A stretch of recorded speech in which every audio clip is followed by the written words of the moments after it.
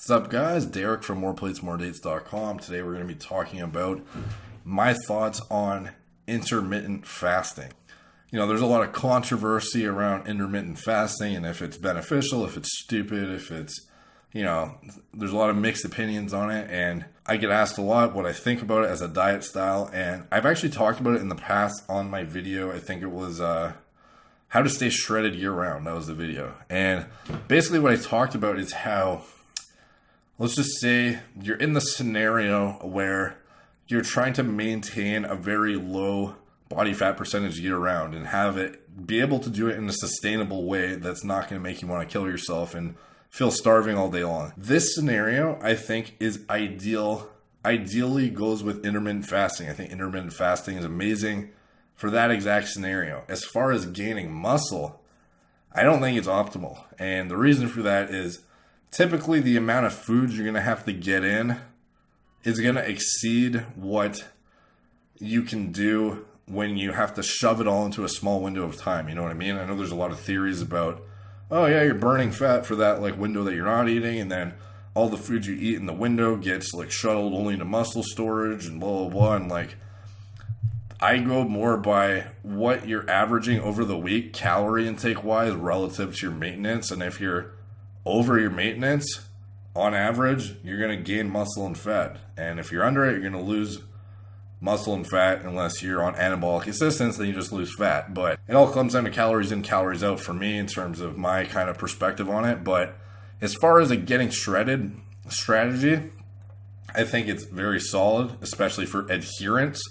Not necessarily because I think it's optimal, not that meal timing has been proven, it's been disproved in certain studies and whatnot, but I still firmly believe that spreading out, your meals over the course of the day is going to be beneficial in terms of versus slamming 200-gram protein meals at once, and it's probably a bit more difficult to process than if you have split them up into 4 or 5 kind of thing. It's always been my thinking, if it really does or not, up for debate, and I could be totally wrong. It's just kind of how I've approached things typically, and that's how most bodybuilders approach it in the pros, and they seem to know what they're doing for the most part, and their coaches do.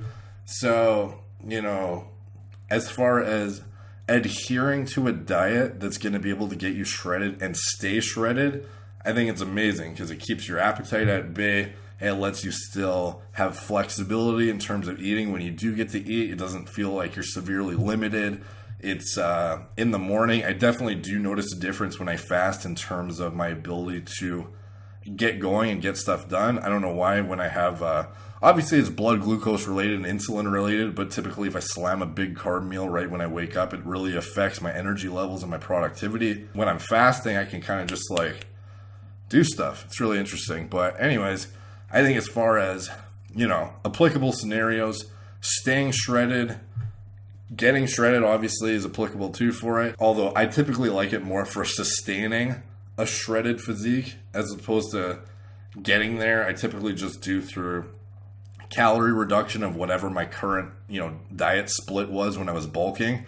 And then once I get to a point where it's unbearable, where I'm just hungry all the time, then I'll incorporate the intermittent fasting if needed. Not always, but if needed. And then typically moving forward to make it sustainable so I'm not, at mercy of my leptin and ghrelin levels being all over the place, then that's when it becomes super, super useful, in my opinion, to maintain that shredded physique that typically otherwise would be near impossible to maintain year round. As far as bulking, to me, it's totally out of the question just because I can never get my calories in if I'm just shoving them into 2 meals only or something like that. But I'm sure for some people up to a certain point when they're bulking, it works. But then once you're going to eventually hit a caloric intake where it's just too much to handle in 2 meals or a small window of time. And you're going to probably be forced to spread it out a bit more. And, I think that you should probably just look into splitting your meals up more when you're bulking, just because